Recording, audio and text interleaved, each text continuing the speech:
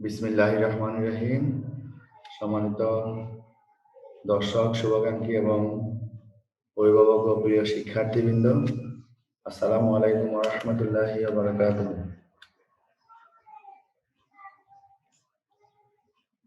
শুরুতে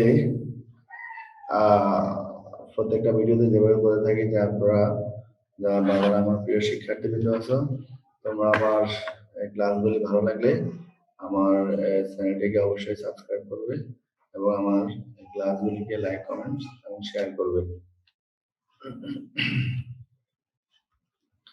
তো সবাইকে আমার ইউটিউব চ্যানেলের পক্ষ থেকে লাল গোলাপের শুভেচ্ছা জানাচ্ছি। আমি মোহাম্মদ গোলাম মোস্তফা ভূঁইয়া, সহকারী শিক্ষক, চৌদ্দগ্রাম মাধ্যমিক পাইলট বালিকা উচ্চ বিদ্যালয়, চৌদ্দগ্রাম, কুমিল্লা। আমি পদার্থবিজ্ঞানের গত ক্লাস যেটি আপলোড করেছি সেটি হচ্ছে পদার্থবিজ্ঞানের ক্লাস। আমার এই চ্যানেলটিতে সাধারণত গণিত, পদার্থ, রসায়ন, জীব, উচ্চতর গণিত এগুলো আমি পরবর্তীতে আপলোড করব। মূলত আমি এখন যে ক্লাসগুলি বেশি আপলোড করতে দিচ্ছি সেটা হলো নবম দশম পদার্থবিজ্ঞান, বেশিরভাগই। কিছু কিছু মাঝে মধ্যে গণিত আসতেছে, বা এগুলো পরে আসবে।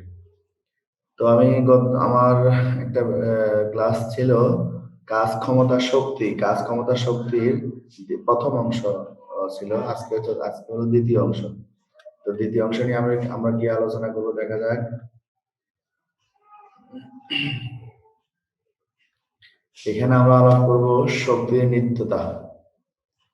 শক্তির নিত্যতা সংজ্ঞা বলতে পারবে, পরন্ত বস্তু শক্তির নিত্যতা মেনে চলে তা গাণিতিকভাবে বিশ্লেষণ করতে পারবে। শক্তির নিত্যতাটা কি সেটা আমরা পরে বোঝাচ্ছি। তারপরে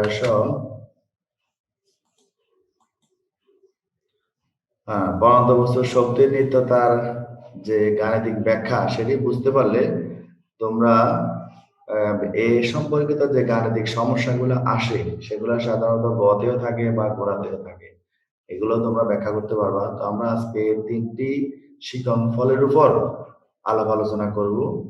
তোমরা ধৈর্য সহকারে মনোযোগের সহিত শুনতে থাকো। প্রথমটি হচ্ছে শক্তির নিত্যতা।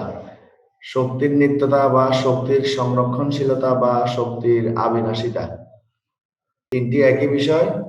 এটা হচ্ছে মূলত সংরক্ষণশীলতা। কি সংরক্ষণশীলতা হলো সংরক্ষণ থাকা, কোনো কিছু নষ্ট না হওয়া বা সৃষ্টি না হওয়া, যা আছে তাই থাকবে। তো তোমরা সংজ্ঞাতে লক্ষ্য করতে পারছো যে শক্তিকে সৃষ্টি বা বিনাশ করা যায় না, বিনাশ মানে ধ্বংস করা যায় না, একে এক রূপ থেকে অন্য রূপে রূপান্তর করা যায় মাত্র। এটা আমরা বিজ্ঞান যারা পড়ছি তারা এটা বিজ্ঞানের একেবারে কমন কথা। এই মহাবিশ্ব সৃষ্টির শুরুতে শক্তি যা ছিল বর্তমানেও তাই আছে। একে শক্তির নিত্যতা বা সংরক্ষণশীলতা বা আবিনাশিতা বলে। তার মানে হলো এই পৃথিবী যখন এই মহাবিশ্ব সৃষ্টির শুরুতেই শক্তি যা ছিল বর্তমানেও তাই আছে। সুতরাং আমরা সবাই জানি শক্তিকে সৃষ্টি বা ধ্বংস করা যায় না, বিনাশ করা যায় না। শক্তি কেবল এক রূপ থেকে অন্য রূপে রূপান্তরিত হয়। যেমন ধরো বিদ্যুৎ শক্তি আমরা কত শক্তিতে রূপান্তরিত করে আমরা আমাদের দৈনন্দিন জীবন পরিচালনা করার জন্য আমরা কাজে লাগাই। আমরা বিদ্যুৎ থেকে আলোক শক্তি পাই, বিদ্যুৎ থেকে আমরা তাপ শক্তি পাই, বিদ্যুৎ থেকে আমরা যান্ত্রিক শক্তি পাই, বিদ্যুৎ থেকে আমরা শব্দ শক্তি পাই। বিভিন্ন রকমের শক্তি আমরা একইভাবে, শুধু বিদ্যুৎ থেকে না, আবার একইভাবে এ ধরনের তাপ শক্তি থেকে আমরা আবার বিদ্যুৎ শক্তিও বের করতে পারবো। এই সকল শক্তি, বিদ্যুৎ শক্তি, তাপ শক্তি, শব্দ শক্তি, যত রকমের শক্তি আছে সবগুলাই একটা থেকে অন্যটাতে রূপান্তর করা যায়। যেমন আমরা যে বিদ্যুৎ উৎপাদন করি, সেই বিদ্যুৎ উৎপাদনটা আমরা সাধারণত কয়লা জ্বালিয়ে, যে আমরা কয়লাগুলা খনিতে পাই, সেই কয়লা জ্বালিয়ে আমরা বিদ্যুৎ উৎপাদন করি। সেই বিদ্যুৎ শক্তিটা হলো তাপ শক্তি। সেই বিদ্যুৎ শক্তিটা আমরা কয়লা জ্বালিয়ে যে তাপ পাই, সেই তাপের কারণে আমাদের টারবাইন ঘুরলে আমাদের বিদ্যুৎ উৎপাদন হয়। অথবা আমাদের যে আছে বিভব শক্তি, পানির বিভব শক্তি, পানিকে বাদ দিয়ে যেটা কাপ্তাইতে করা হয়, কাপ্তাই বিদ্যুৎ উৎপাদন কেন্দ্রে পানিকে তাপ দিয়ে পানিকে তাপ দিয়ে না, পানিকে আমরা বাদ দিয়ে তারপর আমরা সেখানে একদিকে পানিকে আবার ছেড়ে দেওয়া হয়েছে, সেখানে টারবাইন রাখা হয়েছে। টারবাইন মানে বিশাল একটা চাকা, পানির স্রোতে চাকা ঘুরে, সে ঘুরলেই বিদ্যুৎ উৎপাদন হয়। তার মানে হলো পানির বিভব শক্তিকে আমরা বিদ্যুৎ শক্তিতে রূপান্তর করছি। সুতরাং যত রকমের শক্তি আছে এগুলো এক রূপ থেকে অন্য রূপে রূপান্তর করা যায়। মেইন সর্বমোট মুদ্রা কথা হলো শক্তিকে কেউ সৃষ্টি করতে পারবে না বা কেউ ধ্বংস করতে পারবে না। শক্তি কেবল এক রূপ থেকে অন্য রূপে রূপান্তর করা যায়।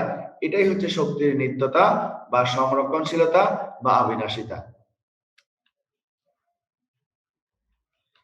এই গেল আমাদের প্রথম শিকলফল। এবার আসো দ্বিতীয় শিকলফল। দ্বিতীয় শিকলফলে আমরা পড়ছিলাম যে শক্তির যে নিত্যতা, এটি পরন্ত বস্তুর ক্ষেত্রে শক্তির নিত্যতা সূত্র মেনে চলে যে কোনো একটা পরন্ত বস্তু। একটা পরন্ত বস্তু শক্তির নিত্যতা সূত্র মেনে চলে। এ কথার অর্থ কি? এ কথার অর্থ ভালোভাবে বুঝতে হবে মনোযোগের সহিত।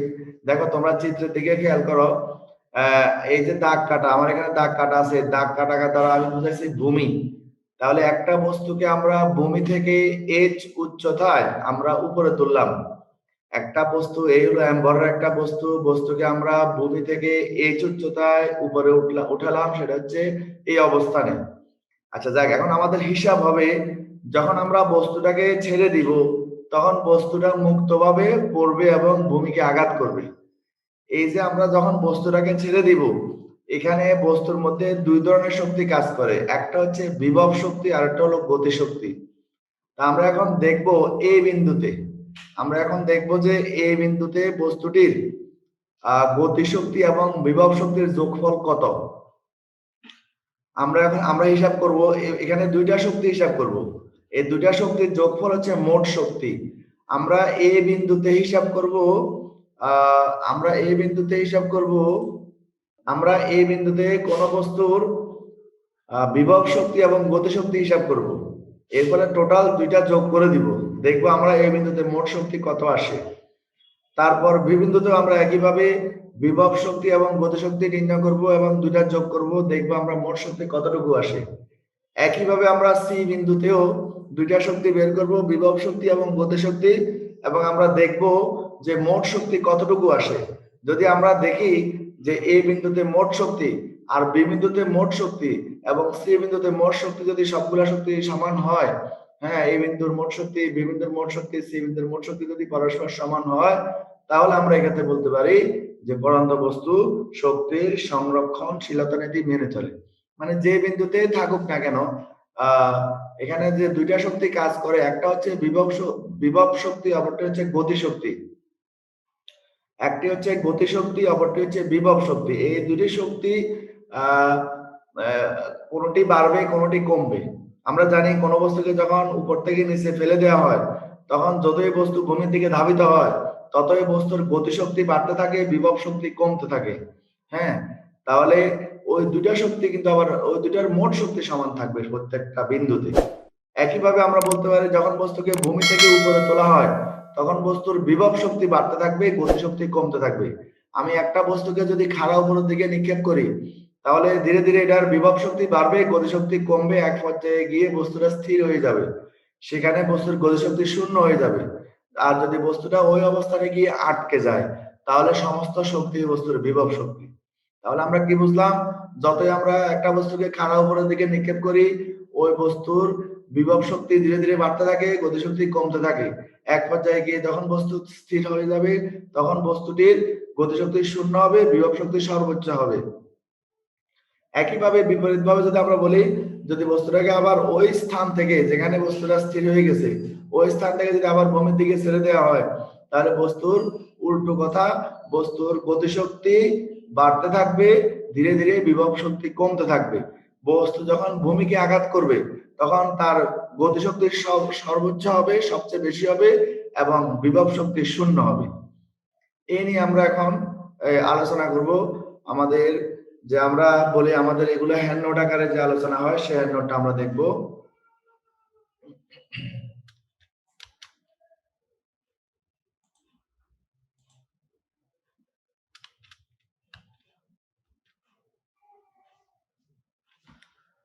এই হচ্ছে মোটামুটি তোমরা লক্ষ্য করতেছো আমাদের যে হ্যান্ড নোট, সেই হ্যান্ড নোটটি খুবই সুন্দর একটা হ্যান্ড নোট।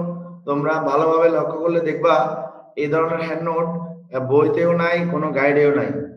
হ্যাঁ, আমরা দেখাও যে পড়ন্ত বস্তু শক্তি নিত্যতা মেনে চলে, এটা হচ্ছে আমাদের প্রশ্ন। এই প্রশ্নগুলো সাধারণত আসে, হ্যাঁ এই প্রশ্নগুলো আসে, তবে এগুলো মান দিয়ে আসে, এভাবে মান ছাড়া হয়তো নাও আসতে পারে, বা একটু ভালো হলে হয়তো আসবে। তবে এটা আমাদের বুঝতে হবে, এটা বুঝলে আমরা সামনের দিকে সামনে আরো যে প্রশ্নগুলো আছে এগুলো বুঝবো। আমাদের আগে এটা বুঝতে হবে। তাহলে আমাদের চিত্র, তোমরা চিত্রের দিকে লক্ষ্য করতেছ যে ভূমি থেকে, এই যে সি অবস্থানটা হলো ভূমি, ভূমি থেকে একটি বস্তুকে আমরা এইচ উচ্চতা, এই টোটাল এইচ উচ্চতা, আমাদের এটা হচ্ছে টোটাল এইচ উচ্চতা, এটা হচ্ছে আমাদের এইচ উচ্চতা। এইচ উচ্চতায় আমরা বস্তুকে উপরে উঠালাম, এমবরের একটা বস্তুকে এইচ উচ্চতায় উপরে উঠালাম। তাহলে এমবরের একটি বস্তুকে এইচ উচ্চতায় উপরে উঠানো হলো, এখান থেকে বস্তুটি উপরে উঠাতে যে পরিমাণ কাজ সম্পন্ন হয়েছে, এখানে আমাদের একটা কাজ করতে হয়েছে বস্তুকে উপরে উঠাতে। এখন ওই কাজই হলো বিভব শক্তি, কারণ কাজ এবং শক্তি একই একই, কাজ এবং শক্তি একই রকম। তাহলে আমরা সি থেকে যখন বস্তুটাকে এইচ উচ্চতায় উপরে উঠালাম, এক্ষেত্রে আমরা যে পরিমাণ কাজ করলাম সেই পরিমাণ কাজ শক্তি বস্তুর মধ্যে বিভব শক্তি হিসেবে সঞ্চিত থাকবে। এটা হলো আমাদের ভূমিকার যে কথা। এবার আসো আমরা গাণিতিক বিষয়ে যাই। গাণিতিক বিষয়টা হলো এই বিন্দুতে বস্তুটির বিভব শক্তি হলো mgh। আমরা বিভব শক্তির রাশিমালা জানি, বস্তুর ভর গুণ অভিকর্ষজ ত্বরণ আর বস্তু ভূমি থেকে কত উচ্চতায় আছে। তাহলে এই যেহেতু বস্তু এই বিন্দুতে আছে, এই বিন্দুতে বস্তু এইচ উচ্চতায় আছে, তাই আমরা বলবো বস্তুটির বিভব শক্তি হচ্ছে mgh। এবার আসো বস্তুর এই বিন্দুতে বস্তুর গতিশক্তি। তো যেহেতু বস্তুটা এই বিন্দুতে স্থির আছে, বস্তু এই বিন্দুতে স্থির আছে, অর্থাৎ বস্তুর বেগ শূন্য, স্থির থাকা বস্তুর বেগ শূন্য, তাহলে বি এর মান যদি শূন্য হয় তাহলে গতিশক্তি পুরোটাই শূন্য হবে। তার মানে আমরা বুঝলাম এই বিন্দুতে বস্তুর বিভব শক্তি হলো mgh আর গতিশক্তি হলো শূন্য।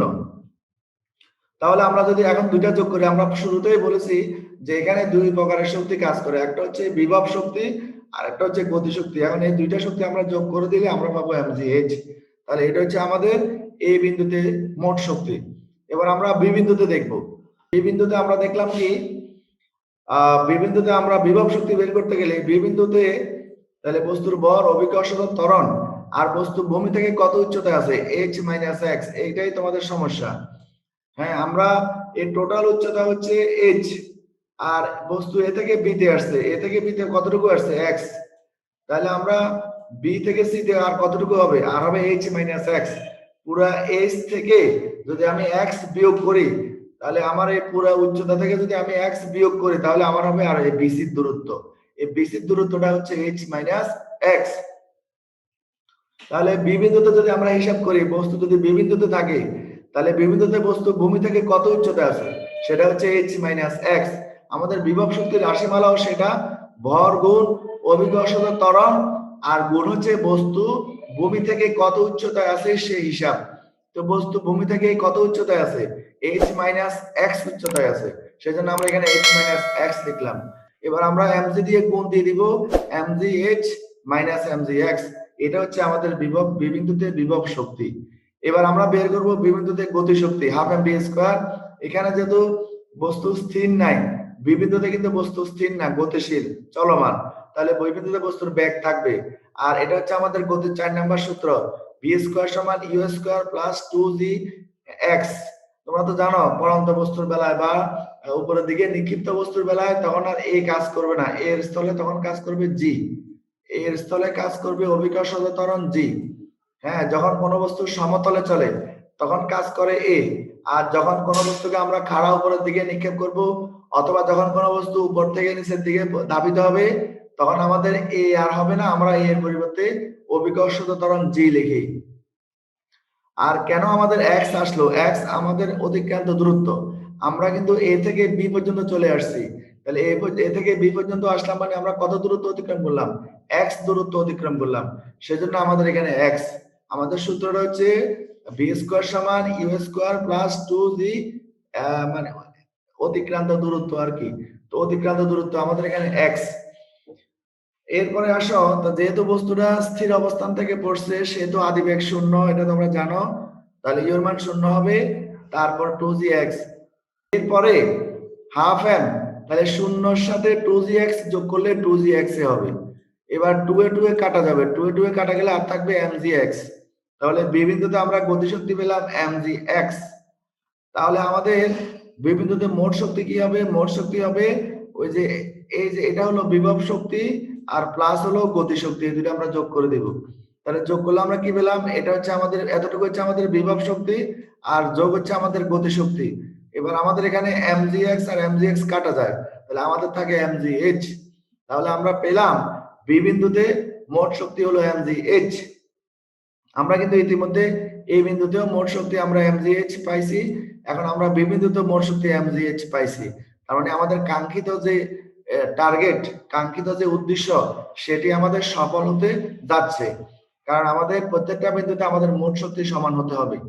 এবার আমরা সি বিন্দুতে হিসাব করবো। আমরা 3টা বিন্দু নিলাম, হ্যাঁ মিনিমাম 3টা বিন্দু দিলেই ভালো, এই 2টা বিন্দু দিয়েও করতে পারো, 3টা বিন্দু দিয়ে করলে ভালো। তো আমরা সি বিন্দু এবার ভূমির জন্য নিলাম, একেবারে ভূমিতে। তাহলে যখন এখন ভূমিতে গতিশক্তি কত, তাহলে আমাদের হিসাব হচ্ছে mgh।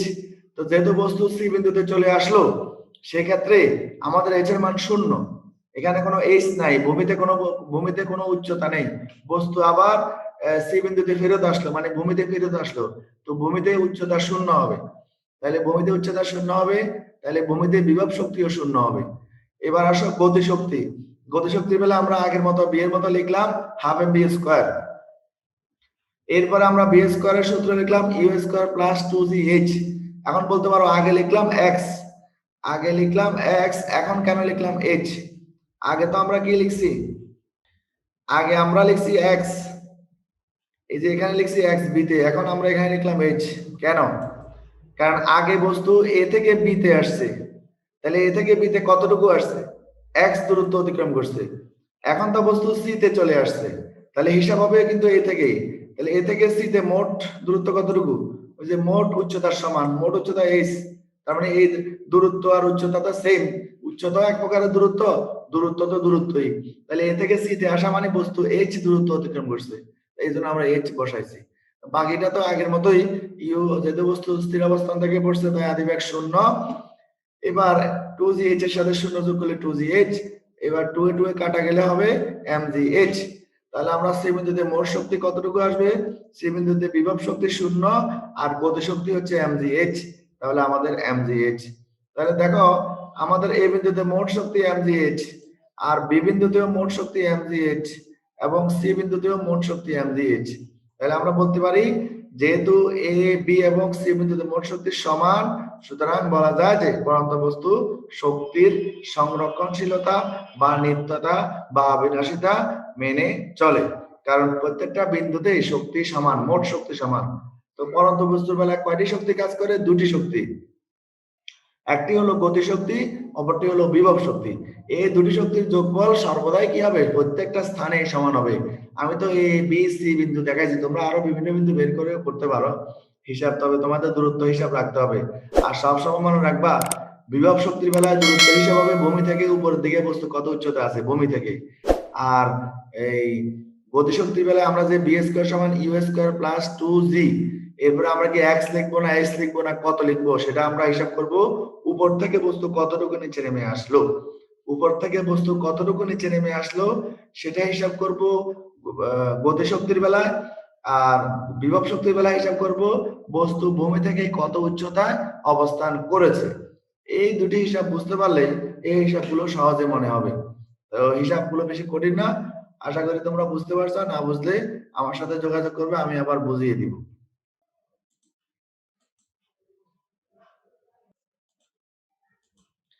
এখন আমরা এই টপিকস এর উপরে আমরা এখন সেম আমাদের কোশ্চেন। এখন আমরা একটা নির্দিষ্ট, এখানে কতগুলো নির্দিষ্ট মান দিয়ে ধরছি, আমরা আগে মান দিয়ে ধরি নাই। মান আমরা বস্তুর ভর বলছি m, বস্তুর উচ্চতা বলছি h। এখন আমরা একটা নির্দিষ্ট মান দিয়ে এই কাজটা করলাম, যে মান দিয়ে কেমন আসে, মান দিয়ে সেম আসে কিনা। হ্যাঁ, মান দিয়ে সেম আসতেছে। তাহলে 5 কেজি ভরের একটি বস্তু h উচ্চতায় মানে 100 মিটার উচ্চতায় অবস্থান করলে নিত্যতা সূত্র মেনে চলে কিনা সেটাও তোমরা দেখো। আগের মতো হিসাব সব। এখন m এর মান হচ্ছে 5 কেজি, g এর মান 9.8, আর h এর মান হচ্ছে 100 যদি এই অবস্থানে থাকে, তাহলে 4900। আর এই অবস্থানে আমাদের বস্তু স্থির আছে, তাই এই অবস্থানে ব্যাগের মান 0, তাই গতিশক্তিও 0। তাহলে এই বিন্দুতে মোট শক্তি হচ্ছে আমাদের ওই যে 4900 জুল। সেম ওয়েতে আমরা করছি বিবিন্দুতে বিভব শক্তি mgh2, কারণ বিবিন্দুতে বস্তু ভূমি থেকে কত উচ্চতায় আছে, এই 60 মিটার উচ্চতায়। কারণ আমরা এটাকে ধরছি আবার 40, এটা আমরা নিজেরা ধরে নিছি ab সমান যেটা আমরা আগে ধরে নিছিলাম x, আর বাকিটাকে ধরে নিছিলাম h - x। সেখানে আমরা এটাকে ধরে নিছি a থেকে b যদি 40 হয়, টোটাল যদি 100 হয়, তাহলে bc হবে 60। তাহলে আমরা যদি বিবিন্দুতে আমরা যদি বিভব শক্তি হিসাব করতে যাই, তাহলে আমাদের ভূমি থেকে বস্তু কত উচ্চতায় আছে সেটা হচ্ছে 60 মিটার। হ্যাঁ, বিভব শক্তি হিসাব করতে গেলে ভূমি থেকে কত উচ্চতায়, নিচ থেকে হিসাব করতে হবে কত উচ্চতায় আছে। সেক্ষেত্রে আমরা 60 বসিয়েছি। আর গতিশক্তি হিসাবের বেলায় আমরা হিসাব করব উপর থেকে বস্তু কতটুকু নিচে নেমে আসলো। ইউ স্কয়ার প্লাস 2g 40, এখানে অতিক্রান্ত দূরত্ব হচ্ছে 40। আমি আবারও বলি, বিভব শক্তি হিসাব করতে গেলে ভূমি থেকে বস্তু কত উচ্চতায় আছে মানে নিচ থেকে হিসাব, আর গতিশক্তির বেলায় অতিক্রান্ত দূরত্ব বসাবো, উপর থেকে কতটুকু নিচে নেমে আসলো সেই হিসাব। তাহলে এই ক্ষেত্রে আমরা যখন হিসাব করব, আমরা যখন গাণিতিক কাজটা করব, তখন আমাদের এখানে আসছে 1960 জুল। এবারে দুইটা শক্তি যোগ করে দিলে আমাদের 4900 জুল, মানে 4900 জুল চলে আসলো। তার মানে আমরা বুঝলাম যে আমাদের এই বিন্দুতে মোট শক্তি যা, বি বিন্দুতে মোট শক্তিও সেম। তাই এবার একইভাবে আমরা সি বিন্দুতে বের করব। সি বিন্দুতে আমাদের বিভব শক্তি 0, কেন? সি বিন্দুতে উচ্চতা নেই, সি বিন্দুতে উচ্চতা 0, তাই উচ্চতার মান 0 হওয়াতে ফুল বিভব শক্তিও 0 হয়ে গেল। এবার সি বিন্দুতে গতিশক্তি হিসাব করতে গেলে আগের মতো ইউ স্কয়ার প্লাস 2g কতটুকু দূরত্ব অতিক্রম করলো একেবারে এ থেকে সি, তার মানে হলো 100 মিটার। তাহলে আমরা সে 100 মিটার লিখলাম। এবার আমরা ক্যালকুলেশন করলাম, আমাদের 4900 জুল আসলো। তার মানে এখানে সি বিন্দুতে মোট শক্তি, আমি সি বিন্দুতে মোট শক্তিটা এখানে করি নাই, সি বিন্দুতে মোট শক্তি আমার এখানে ভুলে আসে নাই। তোমরা সি বিন্দুতে মোট শক্তিটা হিসাব করে ফেলবা, আমি ভুলে এখানে লিখি নাই। তাহলে সি বিন্দুতে মোট শক্তি হবে আমাদের এই যে বিভব শক্তি 0 যোগ গতিশক্তি 4900, তার মানে সি বিন্দুতে মোট শক্তি হলো 4900। তার মানে হলো এই বিন্দুতে মোট শক্তি, বি বিন্দুতে মোট শক্তি এবং সি বিন্দুতে মোট শক্তি 4900, অর্থাৎ সেম, একই রকম। সুতরাং আমরা বলতে পারি যে পরন্ত বস্তু শক্তির নিত্যতা মেনে চলে। এর পরবর্তীতে এবার আসো ভিন্নধর্মী। এগুলা সাধারণ, এগুলো খুবই ইম্পর্টেন্ট তোমাদের। কত উচ্চতায় বিভব শক্তি গতিশক্তির 1/3 হবে। তো এই ক্ষেত্রে তোমাকে চিত্রটা আঁকতে হবে। চিত্রটা এঁকে তোমাকে যদি মোট উচ্চতা বলা থাকে যে মোট উচ্চতা কত, মোট উচ্চতা ধরো 100 মিটার, তাহলে আমরা প্রথমে এটাকে লিখতে হবে, চিত্রটা আঁকতে হবে যে এটাকে তোমরা মনে করো যে এইচ উচ্চতায় এই বিন্দুতে বস্তুটির বিভব শক্তি গতিশক্তির 1/3 হবে। এটা কমন, এটা দিয়ে এটাই মেইন কথা। হ্যাঁ, তাহলে আমরা এই বিন্দুতে বস্তুটাকে যখন ছেড়ে দেওয়া হয়েছে উপর থেকে, যখন বস্তুটাকে এই অবস্থান অতিক্রম করতেছে, মানে ভূমির দিকে ধাবিত হওয়ার ক্ষেত্রে বস্তুটি উপর থেকে নিচের দিকে পড়তেছে। যখন বস্তুটি উপর থেকে নিচের দিকে পড়ার সময় এই বিন্দু ক্রস করতেছে, এই বিন্দু অতিক্রম করতেছে, তখন আমরা ধরলাম যে বস্তুটি তখন ভূমি থেকে এই উচ্চতায় আছে, এবং তখন বস্তুটির বিভব শক্তি গতিশক্তির 1/3 হবে। তো এই হিসাবে আমরা যদি করতে যাই, তাহলে এই বিন্দুতে বস্তুটির বিভব শক্তি কত হবে, mgh, কারণ বস্তুর ভর m আমরা ধরলাম। হ্যাঁ, অভিকর্ষ ত্বরণ g এটা আমরা ধরলাম, এবং বস্তু ভূমি থেকে কত উচ্চতায়, যখন এই বিন্দুতে তো আমরা ধরে নিয়েছি বস্তু ভূমি থেকে এ পর্যন্ত h উচ্চতায় আছে, সেজন্য আমাদের উচ্চতা হচ্ছে h। এবার আমরা বিভব শক্তি গতিশক্তি হিসাব করব।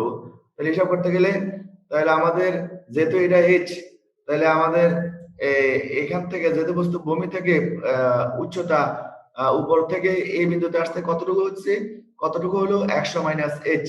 আমরা যেহেতু এটাকে h ধরে নিলাম, এতটুকুকে h ধরে নিলাম, তাহলে বাকি এটুকু হচ্ছে 100 - h, সেটা তোমরা বুঝছো। পুরোটা যদি হয় 100, তাহলে এটা যদি আমরা এই 100 থেকে যদি h বাদ দিই, তাহলে আমাদের এই উচ্চতাটা হলো 100 - h। তাহলে আমার বস্তু এখানে বি স্কয়ারের সূত্র হলো ভূমি থেকে, মানে উপর থেকে যেহেতু এতে আছে, তাহলে উপর থেকে কতটুকু আসছে 100 - h, সে 100 - h এখানে আমরা বসিয়ে দিলাম। হ্যাঁ, আমাদের এখানে গতিশক্তির বেলা আমাদের এই সবটাই করতে হয়। বি স্কয়ার সমান ইউ স্কয়ার প্লাস 2g, উপর থেকে কোথায় আছে, হ্যাঁ সেখানে উপর থেকে বস্তু কতটুকু আসলো সেই দূরত্বটা এখানে বসাতে হয়। যেহেতু আমরা এই বিন্দুর হিসাব করতেছি, তাহলে উপর থেকে বস্তু এই বিন্দুতে আসতে তাকে 100 মাইনাস h দূরত্ব অতিক্রম করতে হয়েছে।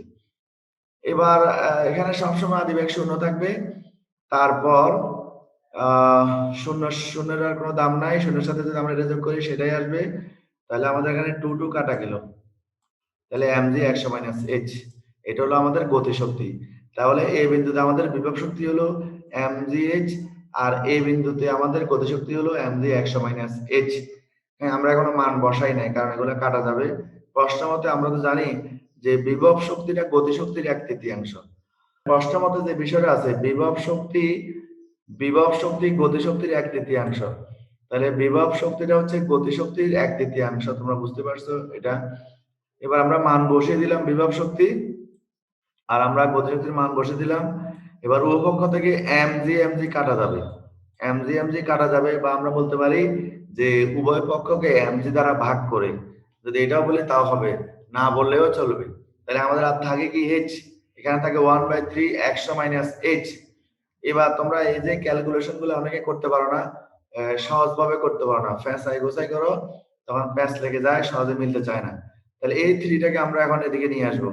হ্যাঁ, 3টা আছে নিচে গুণ আকারে, তাহলে ডানে, তাহলে এখন বামে নিয়ে আসলে হবে কি বলছি, 3টা আছে নিচে ভাগ আকারে, তাহলে আমরা যদি বামে আছে ডানে আছে, তাহলে আমরা বামে নিয়ে আসলে এটা চলে আসবে উপরে গুণ আকারে 3h, আর বাকি 100 মাইনাস h। এবারে h কেও যদি আমরা বামে নিয়ে আসি তাহলে 3h এর সাথে h যোগ হয়ে যাবে 4h, 3h plus h 4h, সেটা আমি আর লিখলাম না, একবারে 4h লিখে ফেললাম সমান 100।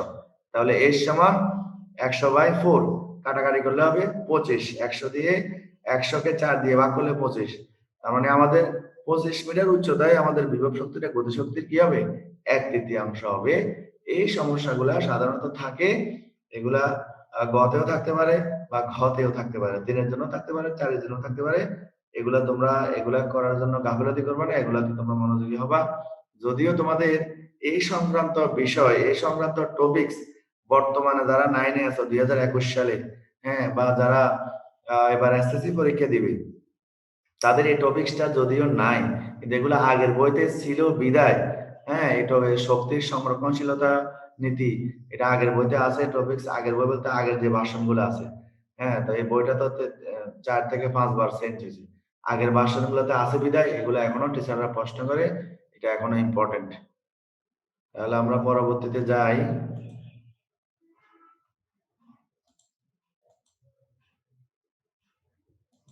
সর্বশেষ আমাদের যে প্রশ্ন সেটি আমি আরেকটা দিছি, এই টাইপেরই প্রশ্ন দেখো, ওখানে বলছি 1/3 আর এখানে বলছি 4 গুণ হবে। হ্যাঁ, আগে ওখানে বলছিলাম বিভব শক্তি গতিশক্তির, আর এখানে বলছি গতিশক্তি বিভব শক্তির। ওখানে যে আগের প্রশ্ন ছিল সেটা ছিল বিভব শক্তি গতিশক্তির 1/3, আর এটা হচ্ছে গতিশক্তি বিভব শক্তির 4 গুণ। তো সাধারণত এগুলো তোমরা বুঝবা, এগুলো কোনো অত কঠিন বিষয় না, এই শর্তটা বুঝতে হবে, এই শর্তটা বুঝলেই সমাধানটা করা যাবে। তাহলে একইভাবে সেম ওয়েতে আমরা 100 মিটার ধরছি, এখানে বরটা কিন্তু মুখ্য না, তাহলে বরটা মুখ্য না, কারণ বর এক সময় কাটা যায়, বরটা মুখ্য না। তাহলে আমাদের টোটাল উচ্চতা h, আমরা আগের মতো ধরলাম যে বস্তুটা এই বিন্দুতে যখন আসবে তখন বস্তুটা h উচ্চতায় থাকবে, এটা আমরা ধরে নিচ্ছি বস্তু h উচ্চতায় থাকবে, আর সেই ক্ষেত্রে বস্তুর গতিশক্তি বিভব শক্তির 4 গুণ হবে। তো এই ক্ষেত্রে দেখো,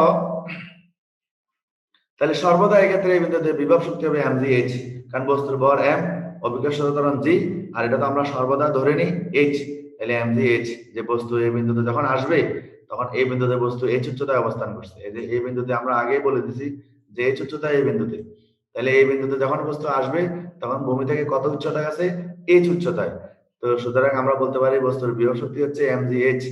একইভাবে যখন আমরা গতিশক্তি বের করব, হাফ mv স্কয়ার, ইউ এর মান বসাবো, বি স্কয়ার সমান ইউ স্কয়ার প্লাস 2g অতিক্রান্ত দূরত্ব, আগের মতো অতিক্রান্ত দূরত্ব কতটুকু, ওই ভূমি থেকে, মানে উপর থেকে, ভূমি থেকে না, উপর থেকে সর্বোচ্চ চূড়া থেকে বস্তু যে এই বিন্দুতে আসছে কতটুকু দূরত্ব অতিক্রম করে আসছে, তাহলে টোটাল যদি হয় 100, আর এটাকে যদি ধরে নিই আমরা h, তাহলে বাকিটা হবে এই এতটুকু হবে 100 মাইনাস h, তাহলে বস্তু 100 মাইনাস h দূরত্ব অতিক্রম করে আসছে, সেই মানটা আমরা বসিয়েছি। ইউ এর মান 0 বসালে তখন আগের মতো এটা আসবে mg 100 মাইনাস h। খুব সুন্দরভাবে নোট করা আছে, তোমরা দেখবে, তোমরা আমি যতটুকু বলছি বুঝাইছি, এটুকু আশা করি, যদি না বুঝো হ্যান্ড নোটটা দেখলেও বারবার দেখলে বুঝবে, আর যদি আমার বলাতে বা আমার হ্যান্ড নোটে যদি না বুঝো আমার সাথে যোগাযোগ করবে, আমি আবার তোমাদেরকে বুঝিয়ে দিব যেভাবে হোক। বর্তমান যুগে তুমি আমেরিকা থাকো, পৃথিবীতে থাকলেই হয়েছে। হ্যাঁ, তুমি পৃথিবী নামক গ্রহ থাকলেই, যে এখানেই থাকো না কেন, এখন বিভিন্নভাবে যোগাযোগ করে আহ যোগাযোগ করা যায়। তাহলে দেখো প্রশ্ন মতে, তাহলে আমরা বলছি যে গতিশক্তি বিভব শক্তির 4 গুণ। তাহলে এই হচ্ছে আমাদের গতিশক্তি, সেটা বিভব শক্তির 4 গুণ। দেখো, এটা যদি আমার ভুল থাকে তোমরা আমাকে বলবা স্যার এটা ভুল আছে, তাহলে আমি এটা ঠিক করে নিব। আশা করি ভুল নাই। যে আমাদের গতিশক্তিটা হচ্ছে বিভব শক্তির 4 গুণ। তাহলে এটা আমরা লিখলাম। এবার আমরা গতিশক্তির মানটা বসা দিলাম mg 100 h, আর 4 ইন্টু বিভব শক্তির মান হচ্ছে mg h। তাহলে উভয় থেকে mg mg কি হবে, কাটা যাবে। এটা এভাবে ব্যানিশ করা যায়, অথবা আমরা লিখতে পারবো যে উভয় পক্ষকে mg দ্বারা ভাগ করে। তাহলে আমাদের আর থাকতেছে 100 h সমান 4h। এবার আমরা যদি পুরো সাইড চেঞ্জ করে ফেলি, 4h কে আমরা বামে নিয়ে আসলাম, আর 100 h কে ডানে নিয়ে গেলাম, সেটাও করলাম। এবার h কে আমরা যদি পক্ষান্তর করি, তাহলে 4h প্লাস h, তার মানে হবে 5h সমান 100। তো 5h সমান যদি 100 হয়, h সমান হবে 100/5। 5 দিয়ে 100 কাটলে 20, 5 20 100, তার মানে হচ্ছে 20 মিটার উচ্চতায় আমাদের যে গতিশক্তি সেটা বিভব শক্তির 4 গুণ হবে। এই যে প্রশ্নগুলা এগুলা আসে, এগুলা খুবই ইম্পর্টেন্ট। এগুলো তোমরা করবা কাজ শক্তির, যে শক্তির যে বিষয়গুলা। তো আমার ক্লাস আজকে এতটুকুই, আর নাই। তোমরা আমার যতটুকু আমার চোখে ধরা পড়ছে, এর মধ্যে আরো থাকতে পারে। শক্তির যদি কোনো গ্যাপ হয়, আমি শক্তির আরো একটা ভিডিও আপলোড করছি আমার চ্যানেলে, সেটা হচ্ছে শক্তির সহজ ব্যাখ্যা 1। আজকেরটা হবে শক্তির সহজ ব্যাখ্যা 2। তাহলে আমি প্রত্যেকটা কাজ তোমাদের চতুর্থ অধ্যায়ের 3টা টপিকস, মূলত 3টা বিষয় নিয়ে এখানে কথা আছে। একটা হলো কাজ, শক্তি এবং ক্ষমতা। তা আমি কাজের বেলায়ও আমি 2টা ভাগ করেছি, কাজ 1 কাজ 2। শক্তির বেলাও আমার এখানে 2টা, শক্তি 1, সেটা তোমরা দেখবা, ভিডিওটা আছে চ্যানেলে। এরপরে আজকে যেটা করব সেটা হচ্ছে শক্তি 2, এটা হচ্ছে শক্তি 2। এরপরে আমার আসবে ক্ষমতা। ক্ষমতা দেখি যদি একটাতে পারি একটাতে করব, আর একটাতে না বললে সেটাও আমার 2টা হবে, ক্ষমতা 1 ক্ষমতা 2। আশা করি কাজ ক্ষমতা এই টপিকস গুলো তোমরা যদি দেখো বারবার, তোমাদের 100% বলবো না, 100% না হলেও 70 80 90% তোমাদের ধারণা হয়ে যাবে। এবং যেগুলা সাধারণত আসে পরীক্ষাতে সেগুলাই আমি ব্যাখ্যা করছি, এবং হ্যান্ড নোট আকারে। সবচেয়ে বড় বিষয় হলো এখানে আমি এগুলাকে আমি লিখে লিখে স্লাইডে তোমাদেরকে উপস্থাপন করছি, স্লাইডের মাধ্যমে হ্যান্ড নোট আকারে আমি এগুলো লিখছি। তো এগুলা তোমরা ভিডিওটা পজ করে করে হ্যান্ড নোট গুলো তুলে ফেলতে পারো। খুবই সহজ হ্যান্ড নোট, প্রত্যেকটা ভিডিওতে যেগুলো আমার হ্যান্ড নোট করা আছে, প্রত্যেকটা হ্যান্ড নোটে আশা করি তোমরা যদি দেখো ভালোভাবে, তোমার যে গাইড, বাজারে যে গাইড গুলো আছে সেই গাইড গুলো থেকে এগুলো অনেক সহজ ইজি ভাবে লেখা আছে। তো